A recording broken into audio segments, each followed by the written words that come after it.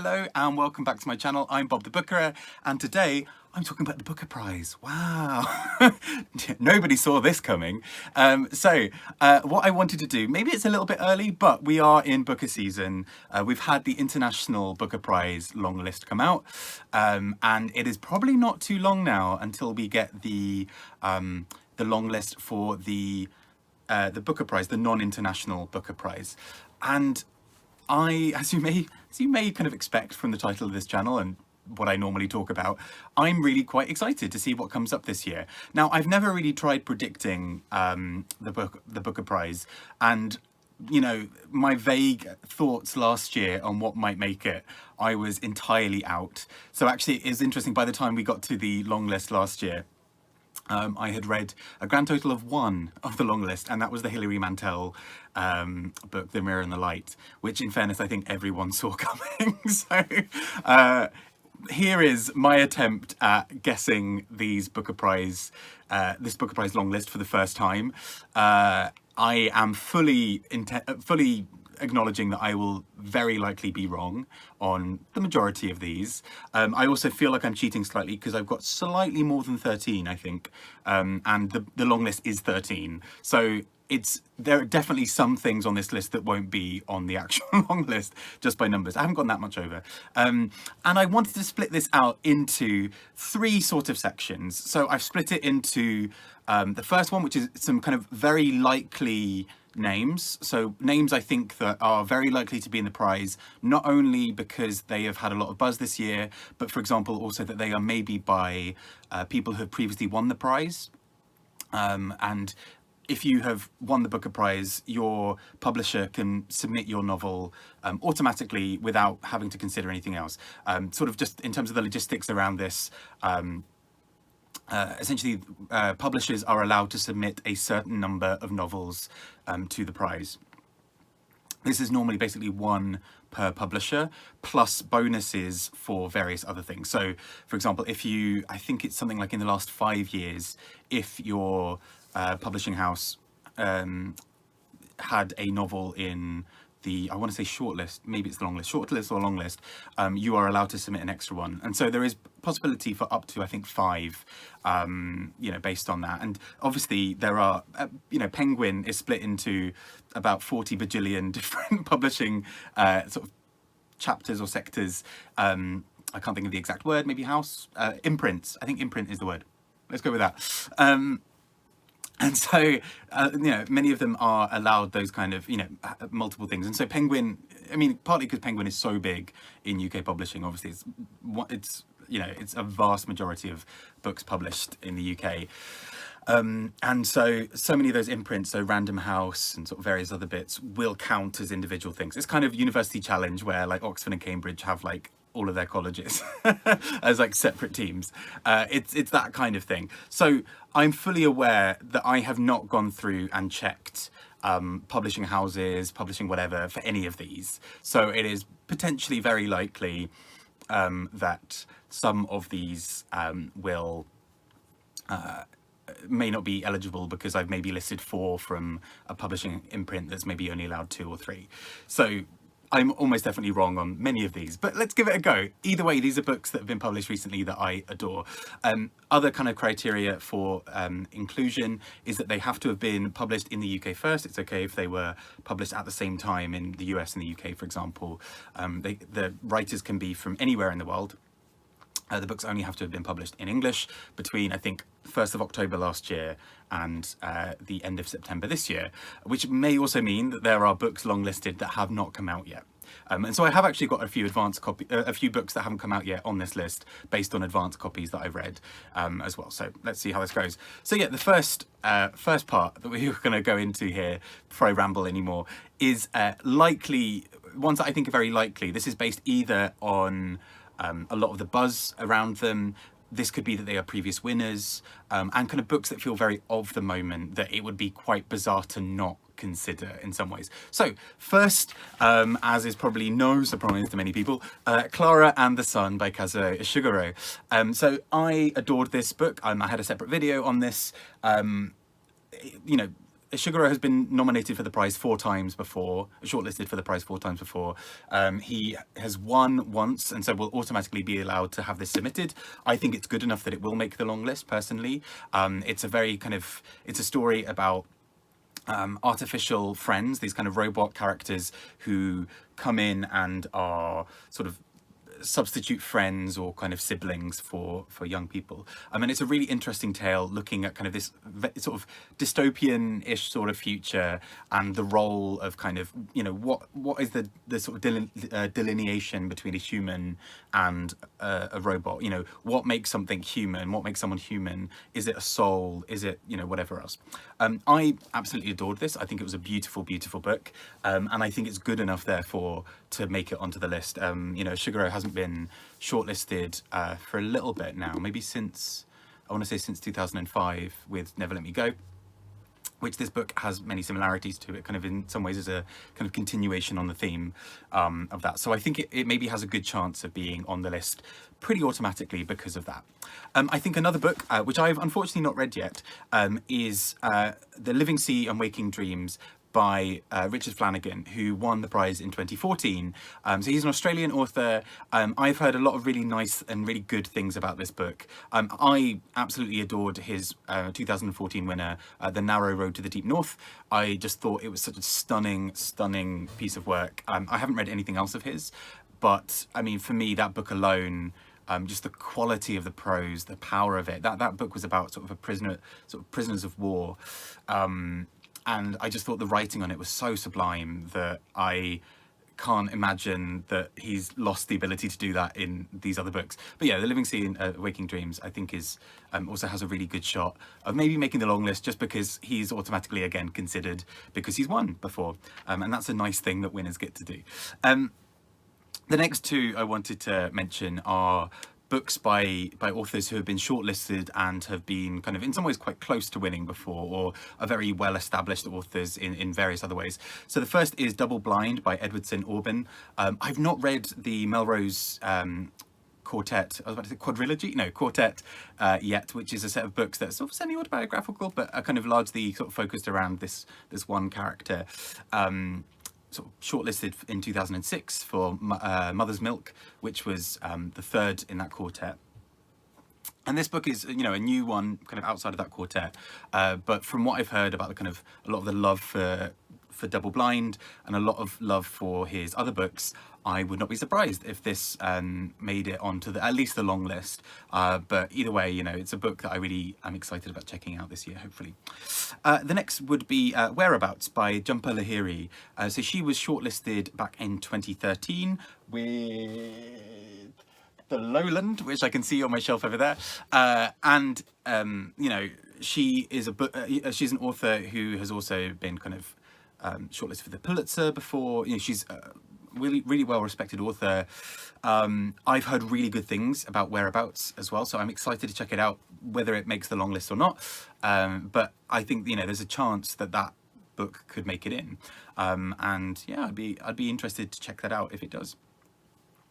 Next, the next two I wanted to mention are two debuts this year that have had so much buzz and love about them that I kind of can't see them not making the long list. The first is Luster by Raven Leilani, which I did a separate video on and absolutely adored. But this book is this book is all about a young woman working in publishing, a young black woman, and there's this kind of there are a lot of really interesting and important discussions about,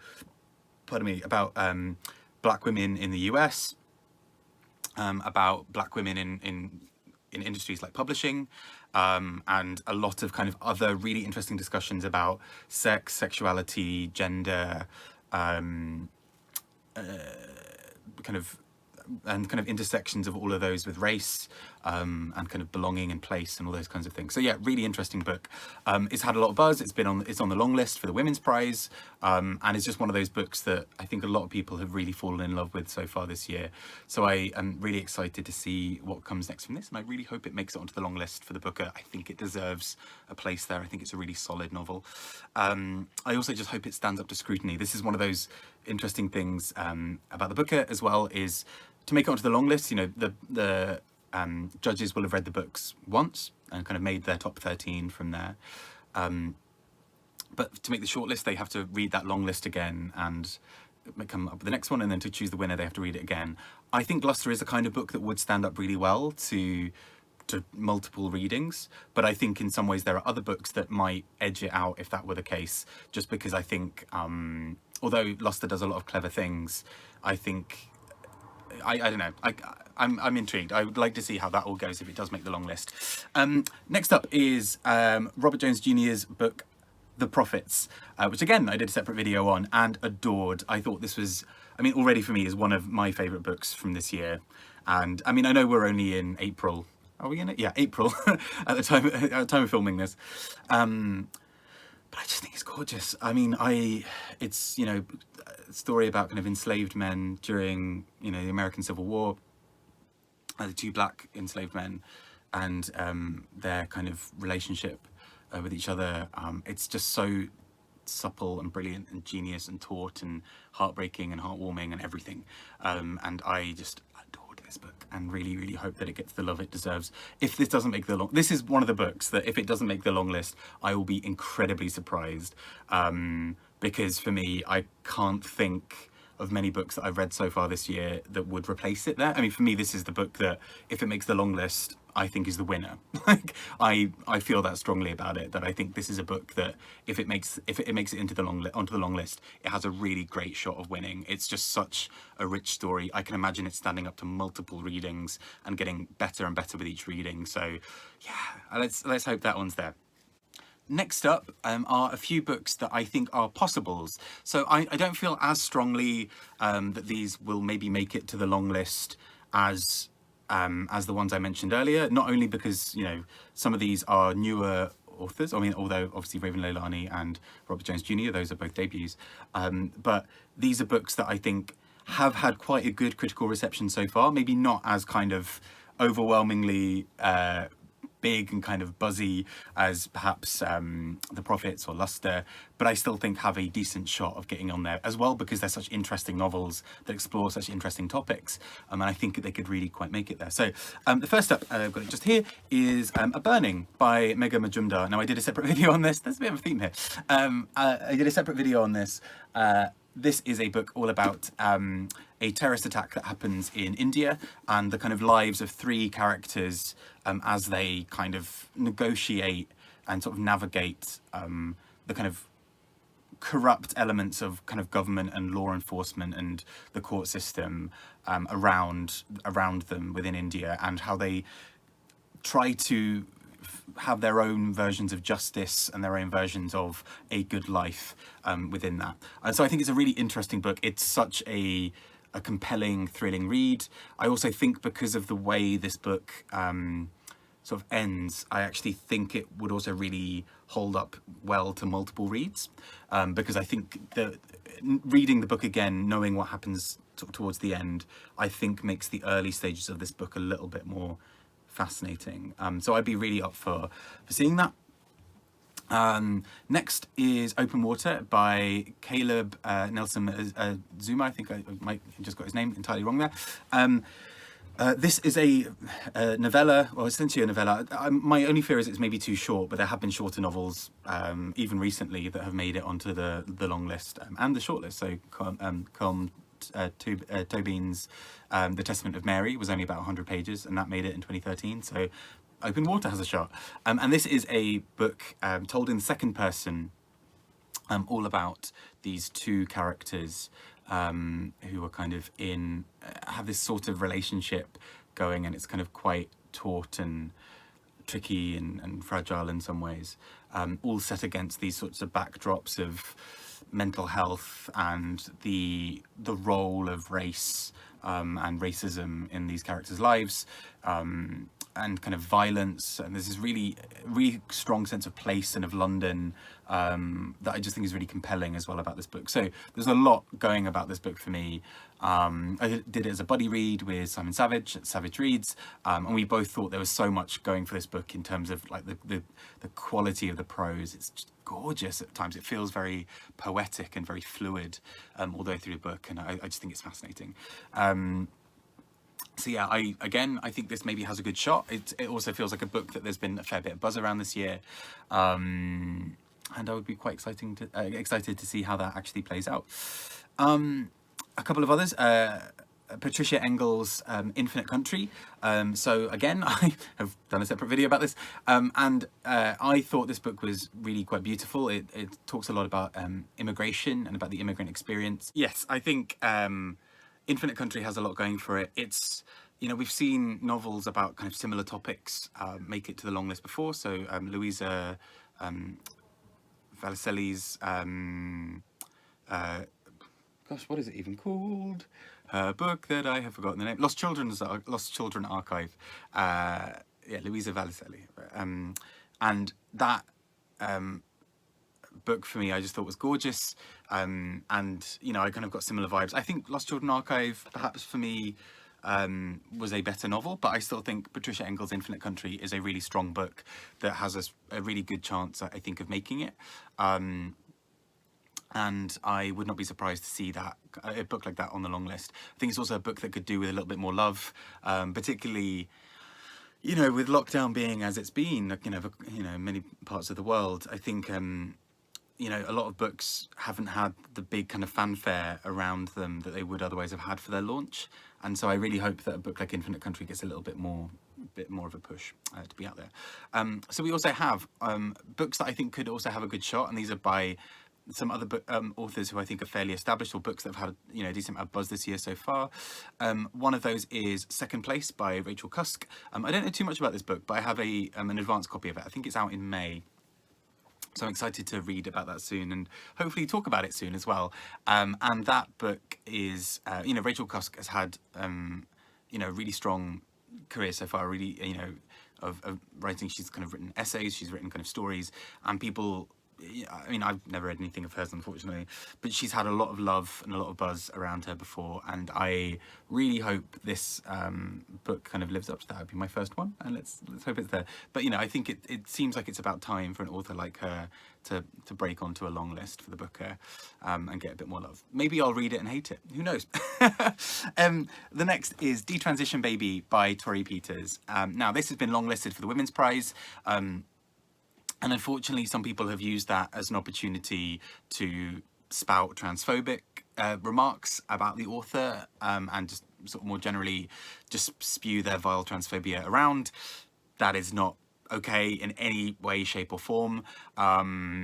But it has been really heartening to see how people have really rallied behind the book and behind Torrey Peters, the author, and behind the trans community in general as a result of, you know, of it. People have been buying multiple copies of Detransition Baby and either giving them as gifts or paying it forward.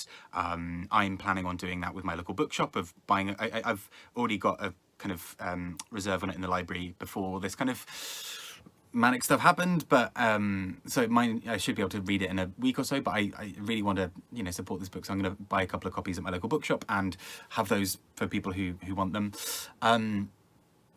But this book is all about, it's kind of, she sort of described it herself, Torrey Peters described it as sort of a bit of a soap opera thing in some ways, where there are a couple of characters who talk a bit about pregnancy and want to get pregnant, including a trans, I want to say, yeah, it's a trans woman kind of at the heart of this, I want to say. And it's been really interesting seeing trans people respond to this book, who have kind of said, you know, that the book really captures some of the nuances of their experiences as trans people in a way that many other books haven't, particularly, you know, if they are books that involve trans characters that are written by non-trans people. And so I'm really intrigued to read it. This is one of those books I'm so eager to read, and based on a lot of the love around it, and, you know, people who I've seen a lot of reviews of people who've read it who have just absolutely adored it. So I'm really hoping it's, you know, as good as people say. I'm sure it is, and with that in mind, I really hope that Detransition may be, apart from being a brilliant title for a book, I really hope that it makes the long list as well. If nothing else, in some ways, I'd really like to see that as a nice additional show of love and support for Torrey Peters and for the trans community. But, you know, regardless, you know, it is a book prize, and I've heard very good things about the book. So I hope that it makes it onto there. The next is Girl A by Abigail Dean. I think that's her name. I may have got this entirely wrong. But Girl A, which I was a bit surprised about. I think I sort of mentioned in maybe my March wrap-up, or February wrap-up, one of the wrap-ups, because it's a book that on the sort of surface of it, sorry, my hair is ridiculous. Soon I will be able to get this cut. But for now, we have some floppy hair going. But Girl A, so this is a book about sort of this family, these sort of children dealing with the aftermath of a very abusive situation that they faced as kids. And, you know, their various ages that they all kind of experienced the trauma and the kind of abuse in very different ways. You know, some of them had many years of it. Some of them were almost brought in to kind of help orchestrate the abuse. Really grim subject matter in many ways, but I think what makes, and I typically don't always enjoy books like that. I mean, again, enjoy is the wrong word, but I typically don't engage that well with books like that, just sometimes because I can find some examples that I've read have been really exploitative or have felt like there's kind of lazy storytelling because they know that the thing at the heart of it is so sad that they almost don't do any of the other bits around it. I think what makes this book really special is it feels both kind of, it has the tightness and tautness of something like a thriller. It has these really beautiful descriptions of these characters processing trauma and kind of dealing with the after effects of everything. But it also just feels like a very well written and solid book. And I saw a lot of love for it from people who I wouldn't also normally see a lot of love for this kind of book. You know, for a book kind of necessarily around that kind of thing. But it had a lot of love, and so I'd really like to see a bit more on it from that. And then there are a few other books that I think have also had a bit of buzz this year that I haven't read, so I can't really speak much on, but I also would not be surprised if one or two of them, or all of them, make it onto the long list as well. So some of the other books that I've heard also get a decent amount of buzz so far this year are Luckenbooth by Jenni Fagan. I don't know too much about this book. Again, I've heard mixed things. I know that some readers have really not necessarily engaged with it. Some people have absolutely adored it. It feels like the kind of book that often makes long lists like this, where it has sort of this very literary sensibility perhaps, and is feels quite dark and a bit historic and a bit fanciful and loads of other things all kind of thrown in. So I feel like this maybe has a decent shot as well of being on the long list. We also have Kololo Hill by Neema Shah, which I've heard a lot of love about. Again, I don't actually know too much about this book, but it's one of those books that, again, I've just heard kind of its name going around, as I have for We Are All Birds of Uganda by Hafsa Zayyan, who won the Murky Books writing prize. So it's a new, Murky Books is sort of a new publisher, and they publish, they've sort of been publishing works by Black British authors, and kind of there for kind of new and emerging talent as well. So again, you know, book prizes in general, but especially in recent years, the Booker Prize have done quite well by new debut authors, particularly new and exciting voices. I think a large part of that is also if you are a publishing house and you have the choice between sending your quite well established author, you know, sending their book onto a prize, or a brand new author that not many people have heard of, it probably makes financial sense as well to send the new and exciting author if you think that they're good enough to do well. And I think, you know, from what I've heard from these books, these are all books that lots of people have had really positive reactions to. So I wouldn't be surprised if some of these make it in there as well. And it's just exciting when you sort of see some of these new voices and kind of things coming up. And on that note, you know, there are often books that kind of take us completely by surprise. Many of the books in recent years, sort of since I've really been following the prize, I guess, are authors and books that I have never heard of. And that's very exciting. Even with going back over old shortlists, there are authors who I've not really heard of at all, and whether that's because they published a couple of books and then sort of have been quite quiet, or because, you know, they didn't have sort of necessarily like big success with their books, or even just sometimes because, you know, they were just new and emerging debut authors. Prizes are a really great way to kind of give an extra bit of spotlight to some books that you wouldn't necessarily otherwise expect. So apparently, you know, Shuggie Bain, for example, was a book that you know, had been decently read, but, you know, hadn't had like a big takeoff moment in quite the same way until it was longlisted for the Booker, and then it really found a readership and found a lot of people who loved it, and I adored it. I thought it was a brilliant book. Anyway, so those aside, I have 4 other books that are on my kind of list of books that I think are really, really exciting for various reasons.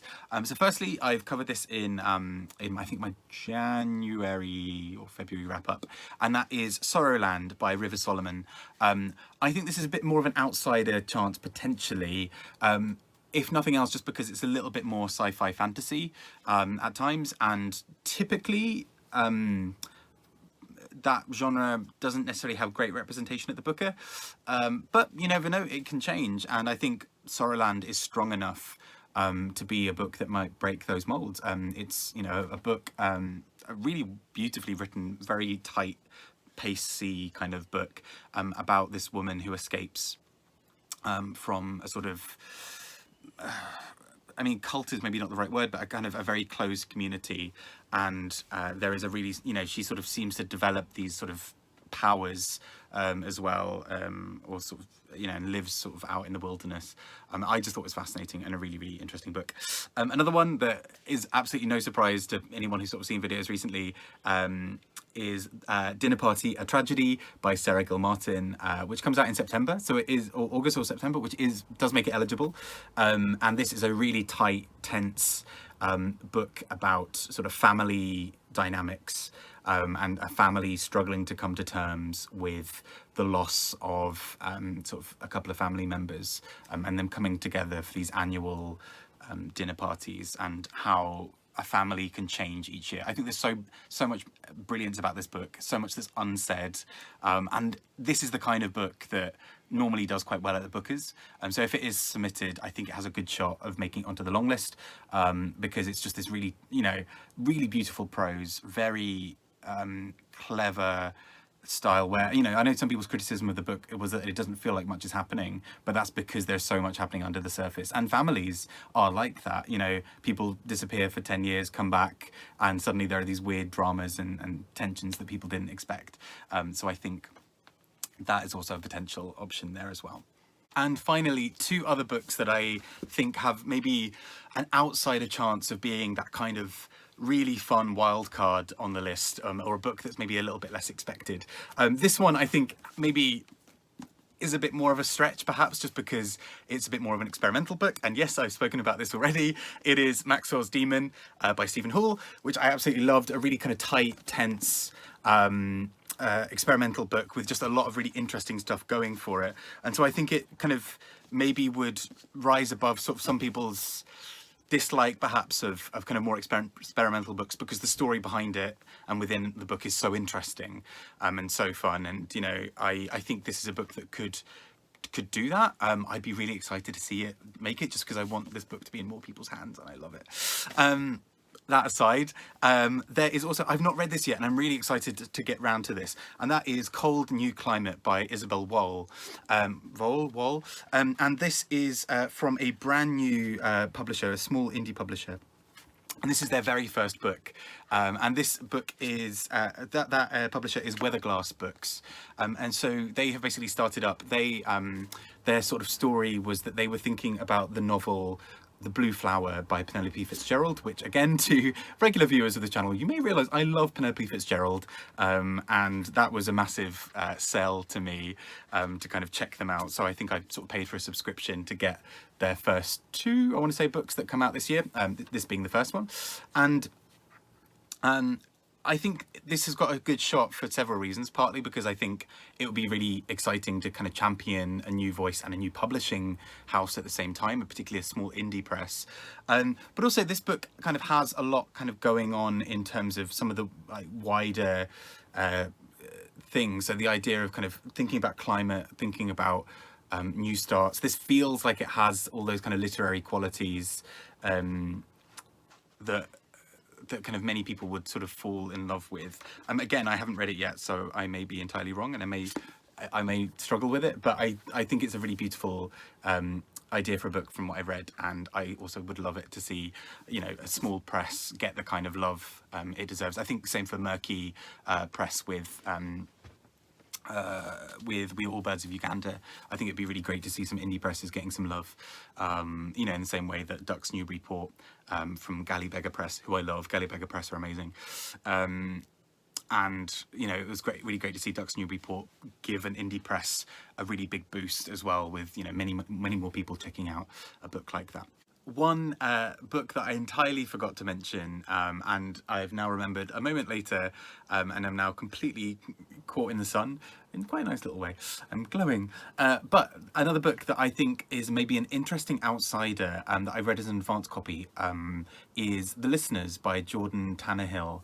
Now, this is a book that, again, I kind of just got out on a bit of a whim from NetGalley as an advance copy, and I want to do a bit more of a proper video on it, but essentially I thought it was a really interesting book. So it starts with a young woman, well, sort of a woman who's a teacher called Claire, who is she is working as a teacher, but sort of out of the blue one day she starts hearing a low humming noise consistently, and it never stops.